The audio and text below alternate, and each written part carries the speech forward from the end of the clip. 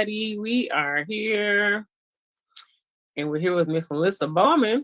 And I want to say hi to everyone. Hi, Miss Melissa. Hello. Thank you so much for having me today. And I'm absolutely very happy to have you too. Thank you for taking your time out of your busy day. Well, I'm so glad that we have the connection with Miss Melissa Bowman. We have this interview to bring about more awareness about mental health. And Melissa Bowman she's currently a lead trainer at Common Ground. So you want to tell us a little bit about that before we get into asking other questions? Common Ground has been around. We're actually celebrating our 50-year anniversary this year, which is absolutely fantastic. Common Ground's mission is to help people move from crisis to hope. So pretty much anyone who has any issues can reach out to us and we can help them deal with what's going on or point them in the right direction. Wow. As I read, it says that you've been in the field of social work for about 27 years? Yes. Wow. For 19 years, you worked with the Runaway, now what is it, the Runaway with the Homeless and Youth area? Runaway and Homeless Youth programs. Common Ground has what we call the sanctuary programs. They're based out of Royal Oak, but it's for anyone from anywhere. We have multiple programs. Sanctuary, which is for 10 to 17-year-olds. It's up to about 2 to 3 weeks of inpatient counseling and just for any youth who is having issues at home, having issues at school, and needs some space, needs a place to connect and to deal with all the situations that are going on. It also has a very intense family counseling program. So really to teach the family how to communicate and handle issues so that the youth can go back home and have the skills needed. Then they also have a transitional living program, which is for 16 to 18-year-olds. It's up to 18 months. They live at the shelter. They get group counseling, individual counseling. They can have family counseling if they want. It's a high case management to help youth learn how to live on their own. So a lot of kids do not have skills to live on their own at that age, whether it's paying rent, having a job, learning how to clean a bathroom properly, meal prep, and all of that.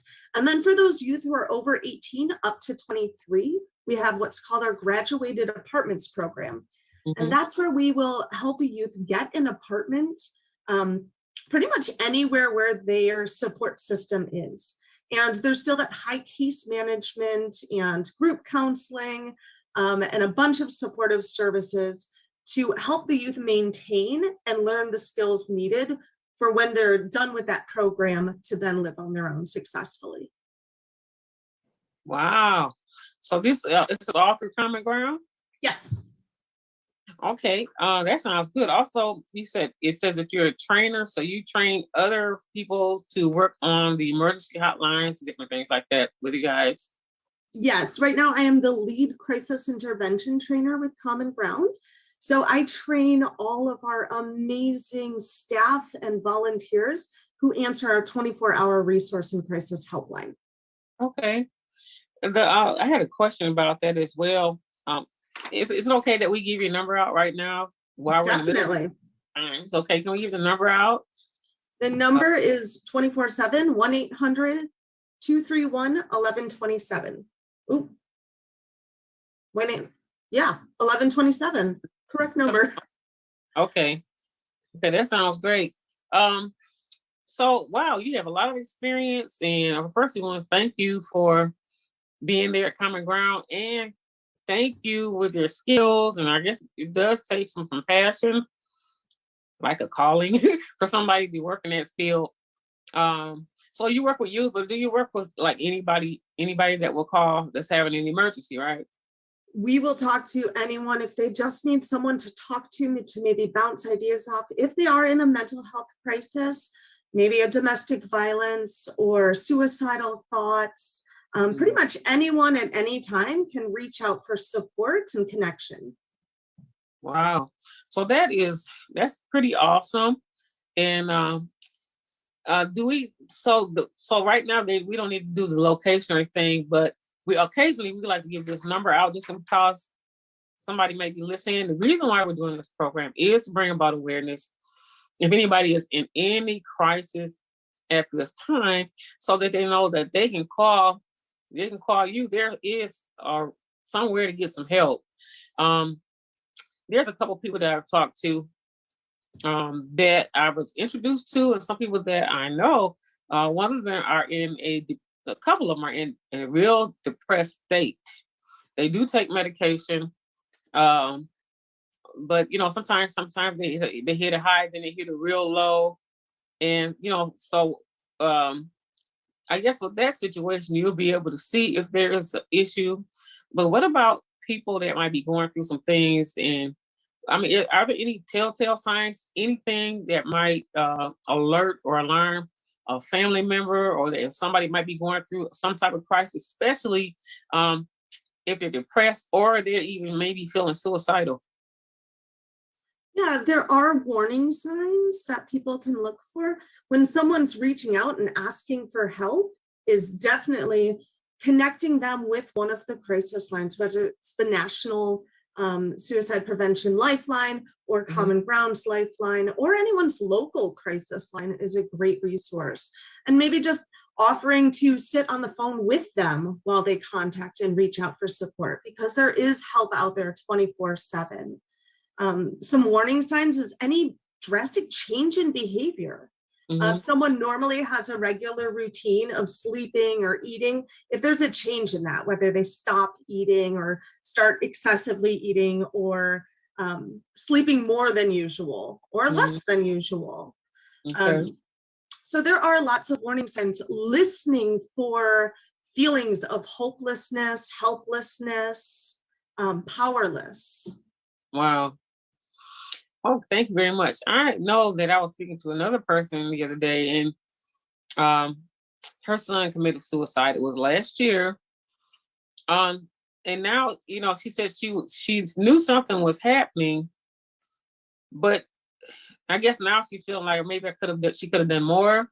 But she saw some changes. She saw a dark side. She saw sometimes they would, they'll be together for a while, would never speak or never talk.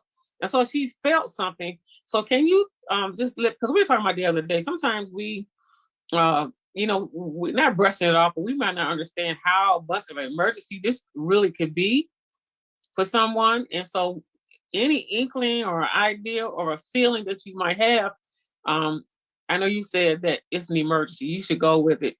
So can you tell us about how imperative and important it is, not to wait around if you're getting any type of a feeling or vibe about someone? Yeah, everybody deserves to be heard and pain validated. Oftentimes, we as a society are scared to talk about those elephants in the room. Okay. And Common Ground is the one who talks about the elephant in the room. We don't just talk about, we make friends with that elephant and we shake the trunk and let's talk about it. Let's get into that pain and see how we can help this individual. Sometimes a suicidal crisis, the brain is another organ in the body. It is the supercomputer. It connects to everything. And just like other organs in the body, like a heart, sometimes there can be a glitch.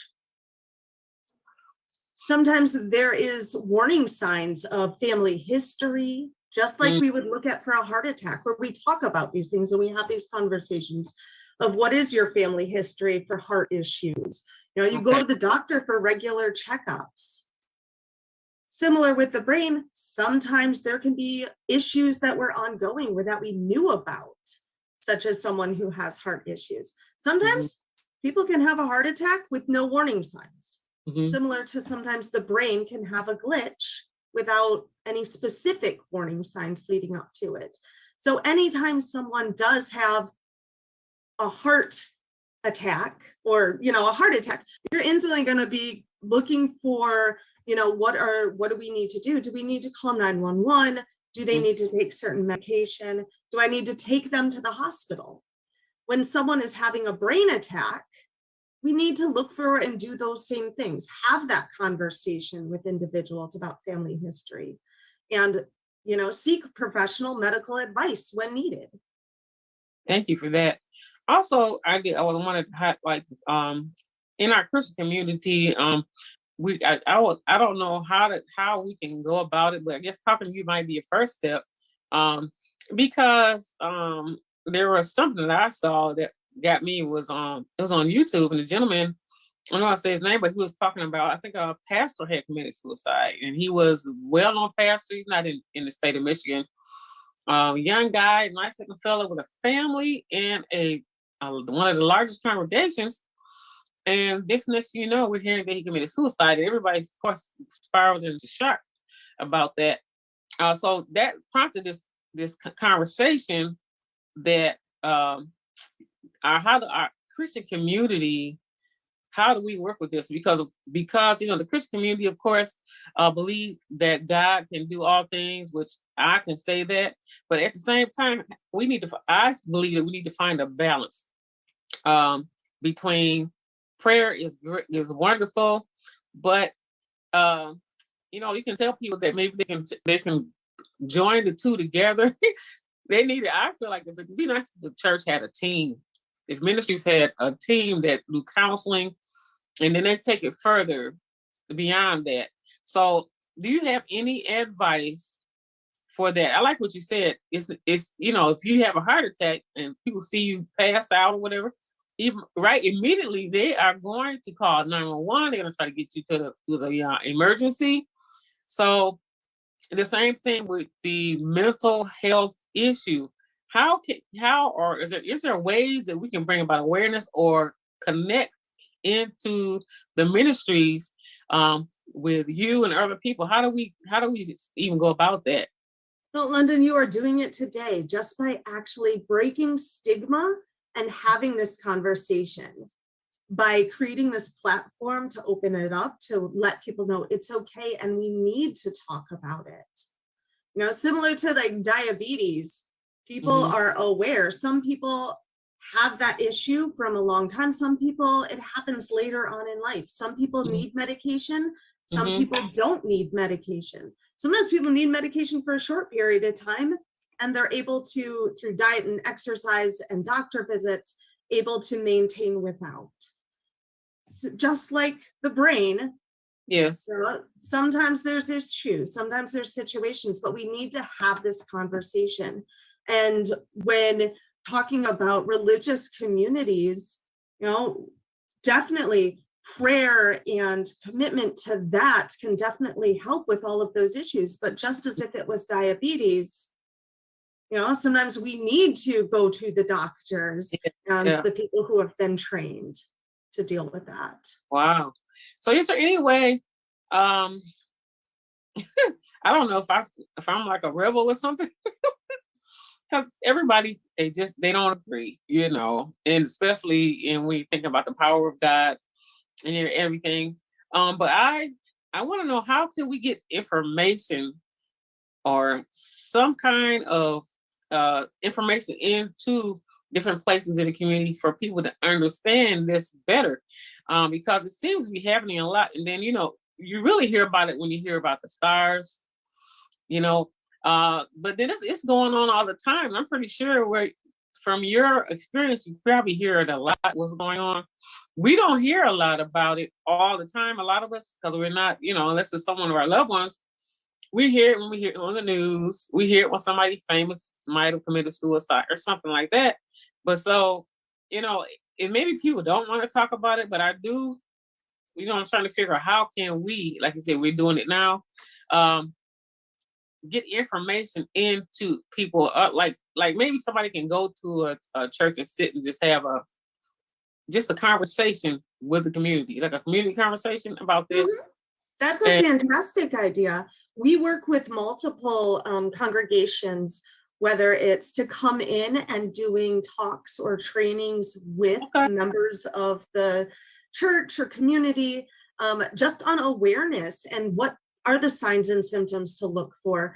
There's lots of different organizations in the community that will come out and have these discussions, or sending information, or even if it's just a card or a pamphlet, whether it's from Common Ground, local organizations, or the National Suicide Prevention Lifeline, just having that available and out in the open can help reduce stigma. Because when it comes down to it, it is the stigma and shame of mental health that stops people from, it's a barrier to getting the help people deserve.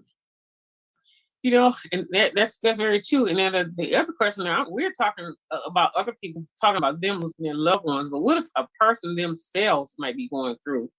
How do you know, how do you know you're supposed to call somebody? If you maybe having an anxiety attack, how do you know that you're going that direction? What should a person do if they feel any sort of way, or what if they say, well, this is not an emergency, I don't know, I'm going to wait around and see? Then call the crisis line. Call the crisis line. Like I said, 1-800-231-1127. We're there 24/7 just to vent, to bounce ideas off of, to get connected to resources, to have that conversation, especially if your main supports around you aren't taking it seriously. Oftentimes people feel like they're a burden on their friends and family because of this emotional toll, and they don't want to worry their friends or their family, their relatives. So they will reach out to us because we can help hold that burden with them for a while. Okay. So say for instance, if someone, an adult, maybe in their mid-40s or something, and they call you and they feel like they're going through something and they need help. So how do they connect? Will they call you? So you would call them, and then from there you will instruct them on what to do? We'll just talk and figure out what the best plan is for them. The crisis line is 24 hours. It is fully confidential. Okay. So you can call, do not give us your name, and we can just help you figure out how to plan to stay safe for today, or what steps need to take to help you. We truly meet people where they are. That sounds good. So in other words, you're just there to listen and be there for the person. Now, when it comes to the youth, the children, because sometimes you hear, and it's really, that's very upsetting and alarming too, when you hear of a child committing a suicide or depressed. I had one lady talk to me, it was a while back, and she said she never saw any sign of anything. All her son told her was that he loved her, and that was the last thing she heard from him. So I don't know, this is the whole thing is pretty, I don't know what to call it. If you may not even see a sign. So and sometimes there are protective factors that we can start teaching our children at a young age of how to handle disputes or emotional tolls in a nonviolent way. Connecting with community and having religious connections is a fantastic support. And protect what we call protective factors. School connections, family connections, religious connections, and then really learning how to talk about emotions and learning that emotions are natural, normal parts of life that we think we can turn on and off, but emotions don't work like that. Okay, that's right. So learning how to balance and handle those emotions is so important. Yeah, so we're here. I guess we're saying today, to anybody that might be listening, that it's okay. It's okay to make a phone call. And we need to just, when you say it's a shameful thing, it is to a lot of people. It shows, I guess, that a weakness, maybe they feel it's a weakness or something. But I guess people need to know and learn more about the fact that my physical body might be okay, but if my mind is going through some things, maybe it wouldn't hurt to go ahead of time and see if I can talk to somebody, It takes a lot of courage to reach out. And I think that's, it is one of the most bravest thing for someone to reach out and say, I'm hurting and I need help. Well, in all instances of that, if we could do that, if we can get to that point, Because I guess a lot of times we also worry what everybody else has to say too. And how do I look? You know, they're gonna think I'm crazy or this, that, and the other. And so we just try to cover it up, I guess. That's what maybe people go through. Like it's some type of taboo thing, you know. And I like the fact that you're talking about it's not just, it could be also something that could be in the family, you know, if the family has a history of that. Sometimes it just happens because maybe mom, grandma, father, uncle, auntie, or someone had a history of mental illness. And there's all types of mental illnesses out there, I know, isn't it? Yeah. That, and then that's that. I think if you knew that this was going on in your family, I don't know, it's kind of like if you can do you can be proactive and start therapy or counseling, or just working on creating that support. I like to think of it that if someone's drowning in mental health crisis, you can consider where someone's drowning in the ocean.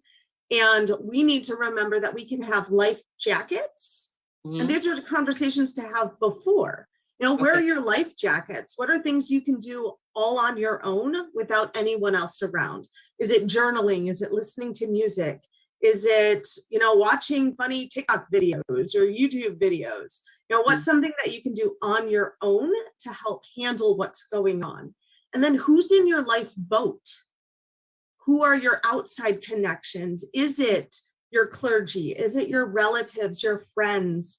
Who are other people that you can reach out to when you're having a crisis? Someone that you can connect with. And then who are the lifeguards? Who are the emergency individuals that you can go to if it gets to that point? Is it the crisis line? Is it an emergency room? Wow. Is it calling 911? Who are your lifeguards when in a mental health emergency? Let's see, that's great information for somebody that just might be feeling all alone. And you just named a whole lot of, you know, different ways that we might be able to reach out to someone, like you say, the friend. And sometimes you might not want to tell your friend, you might want to tell your mother. I think the young gentleman that committed suicide last year, I think by the time he was going overboard, his mother said he was in the middle of doing it. And everybody was trying to get there, but they just didn't make it, you know. Yeah. So reaching out is good. Like you said, the clergy, your friend, call the hotlines.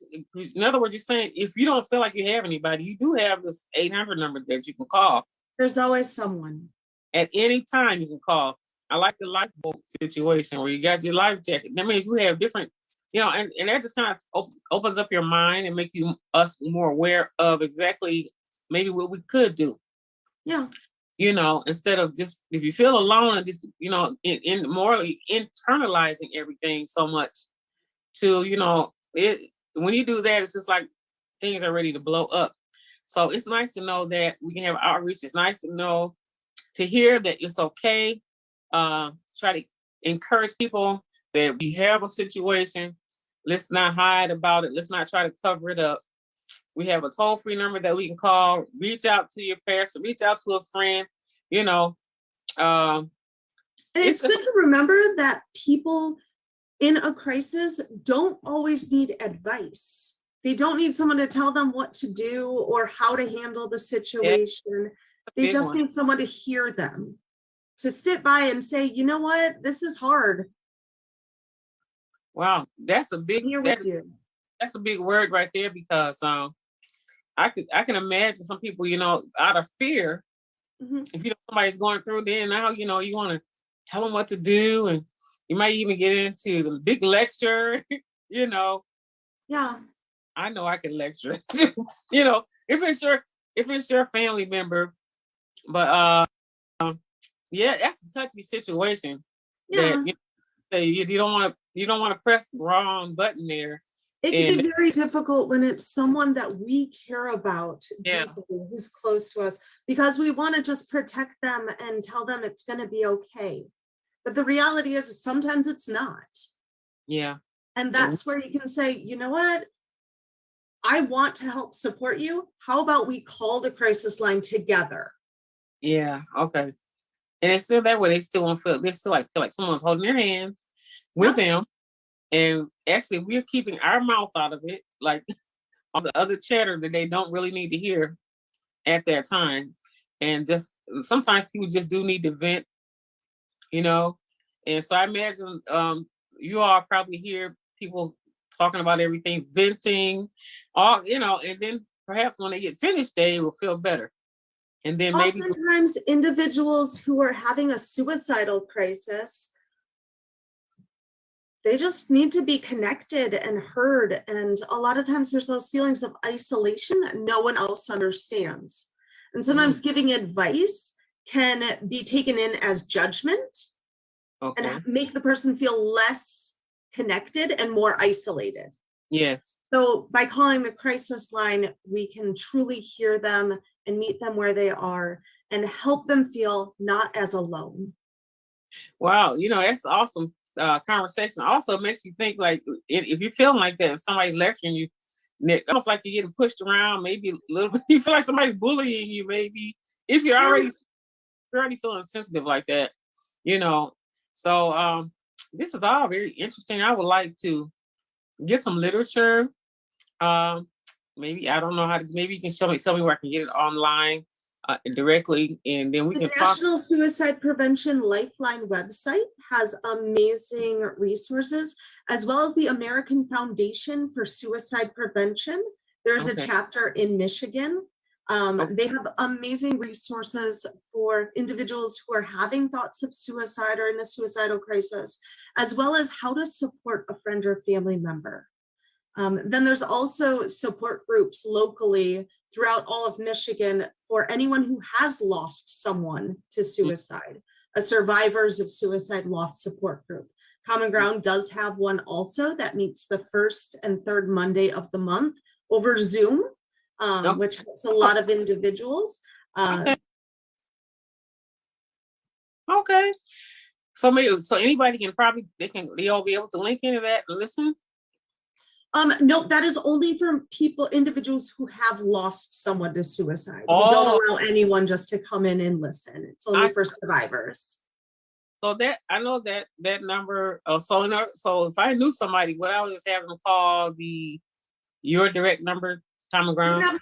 Yep, you can have them call the crisis line and get more information. And there are some face-to-face, in-person groups in Michigan. Our group right now is just still virtual. Okay, so that'll help me, because when somebody's talking to me, I'm going like, I need help to tell them, So the best thing to do is to give them the phone number. And I like the fact that some of the people that have lost their loved ones, it's a whole entire family, and they're still going through it. So I can give them this number, and I say, call this number, and they can either have private counseling. So what I say is that private counseling just for you online. The support group is a group of individuals. It's open, so we have people who pop in to the group, annually during the anniversary of the death of their loved ones. Sometimes people come days to weeks after their loved ones has died by suicide. Some people come regularly, others depending. So it is a very open. I see this thing is just, it affects many, many people, and some people stay affected for a long time. Life is never the same. She told me every day she wakes up, she cries, and it has not been quite a year yet. And so for me, I need to be able to refer instead of, sometimes it's awkward, Yeah, it is. It's very awkward talking about those elephants in the room. Yeah. If they tell you, if they pour out to you, then what do I do? What do you say? So next step is, let's, I have a number for you to call. So this is good information. All they got to get that toll-free number again, and that means you can call to get help or find out about the support group. Then call that 800 number. Would you be able to give it again? 1-800-231-1127. Great. You handle a plethora of things. You work for the youth. You work for people that might be in, sounds like abusive situations and they don't know where to go. You work for people that might be having it, you feel like you're having an anxiety attack or depressed. I would like to encourage people that if they're depressed to call that number. Because I do there's a lot of people that might suffer through depression and they just maybe try to wait till it goes away. But the more I talk to you, um, for me to say, or especially people I'm talking to, call that number. If you're feeling depressed, why don't you, especially if you just, you're going, and if you're feeling deep about it, whatever it is, just call this number. Because it's anonymous. It's anonymous, and it may affect you in a positive way. So I've learned a lot talking to you myself as to what I need to do if I encounter someone that's gone through situations or that's in a situation right now. So I can ask. At least I don't feel like I need to have an answer, because that's where the awkwardness comes in. And I don't know. I feel sorry for the pain, but I don't know what to do. So. And sometimes that's the best thing to say is, I love you. I'm here for you. I don't know what to do. Okay. But I'm here with you. Okay.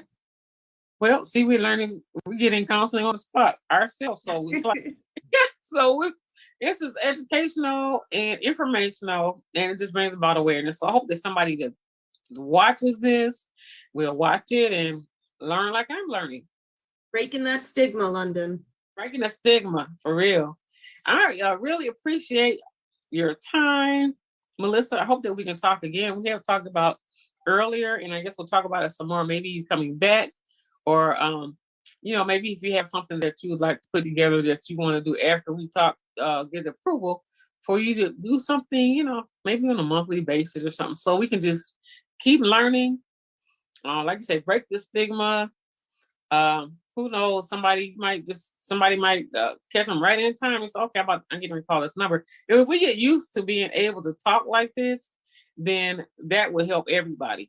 Yes. Yes. So making friends with those elephants. She calls them elephants. Wow. So what we're going to do is we are going to ask you to come back one day if you can. And I'm not sure if I should have somebody else here with us that might be, like a question and answer thing. I don't know if you do that kind of thing, but that would be, people that have been in that predicament that might want to. I had a couple people today, but I said maybe we should wait a minute because I don't know if that would be the right thing to do right on the spot.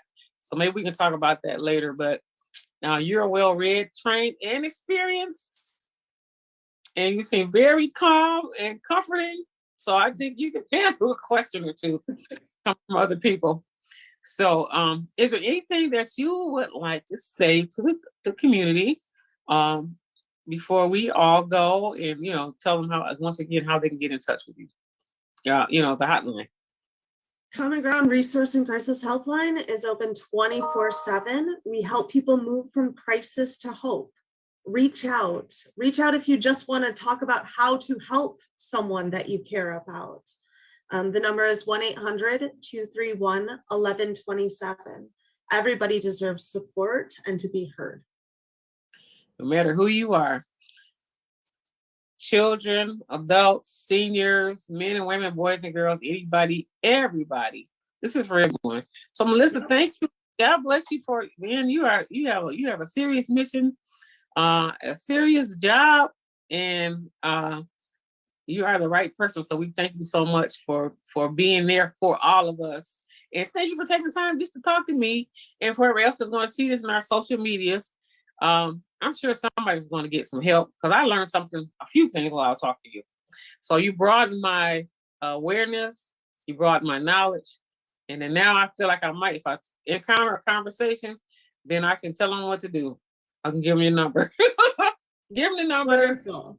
And that's it. And then, like you said, if you can't do anything, you say, I love you, I feel your pain, and there's nothing that I can do. So We just have to learn these things. So, Melissa, I hope that you have a great, great day. Thank you, London. That's you and your entire team for all that you do with helping all of the community. And we're going to tell you, Facebook and YouTube and all the other social medias that will see this, that the number again is 1-800-231-1127. And don't wait if you're feeling certain kind of way. Don't wait, just do it. And don't be afraid and don't be ashamed.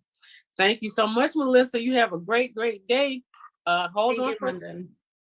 And I want to say thank you, all of you that are looking out there. We will see you again. We are here once again with this wonderful Miss Melissa Bowman from Common Ground. And what's that slogan that you have? Helping people move from crisis to hope. Helping people move from crisis to hope. So thank you so much. And you have a blessed day, Melissa. Bye-bye, everybody.